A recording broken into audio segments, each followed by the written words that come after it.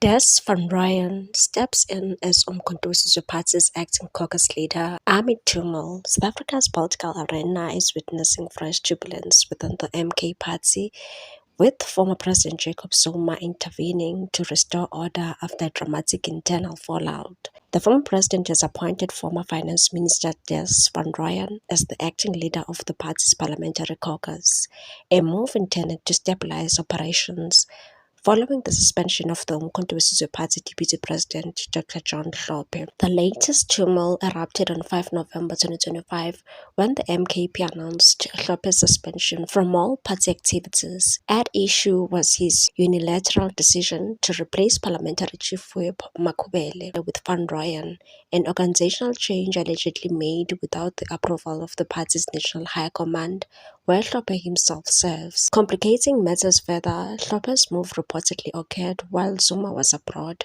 on a diplomatic visit to Burkina Faso, meeting with President Ibrahim Traore. Upon his return, Zuma swiftly reversed the reshuffle, reinstated Makhubele and placed Hlophe on suspension. A legal team has since been tasked with conducting a full inquiry into the incident, with findings to be submitted to Zuma and senior leadership. Despite his suspension from the party structures, Hlophe remains an MK party member of parliament. His continued presence carries personal significance. After being impeached in February 2024 for gross misconduct related to attempts to influence Concord judges in Zuma's 2008 corruption case, Hlophe forfeited the lifetime salary and benefits attached to his former position as a judge.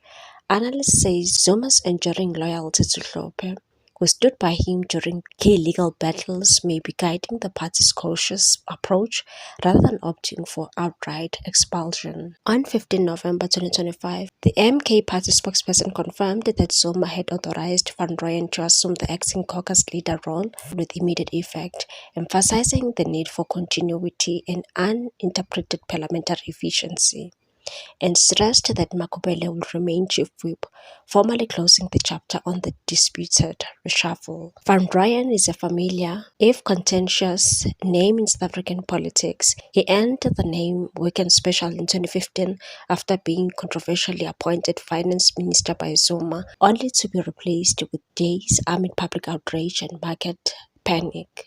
The episode fueled allegations of undue influence by the Gupta family, although Van Ryan has consistently denied any wrongdoing. Before his short-lived stint, Van Ryan built a lengthy political resume. He served as a mayor of Marafong in Gauteng, was active on Parliament's finance and local government committees, and headed the ANC's regional leadership in the Northwest.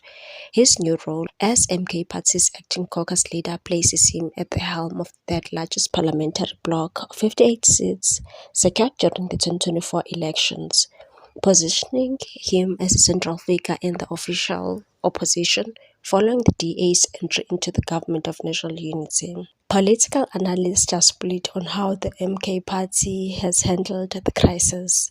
KwaZulu-Natal political commentator Zakhele Ndlovu commended the decision to bring in an independent legal team, describing it as a fair approach that avoids perceptions of a political purge. He drew comparisons to the PA's recent internal investigation involving Deputy Leader Kenny Kunene and his alleged links to businessman Katiso Katie Molefe.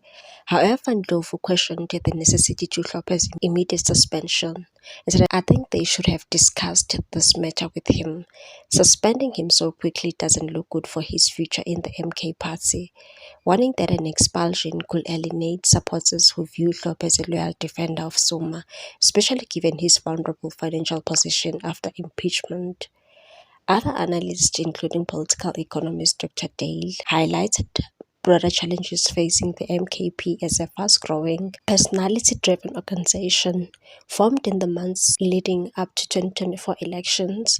After Zuma split from the ANC, the MKP shocked observers by securing more than 14% of the national vote, largely driven by the support in KZN.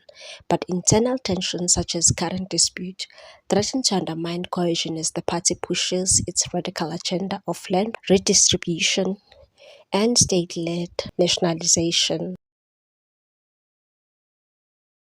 What's your take on this one, people? Thanks for watching. Please subscribe for more news.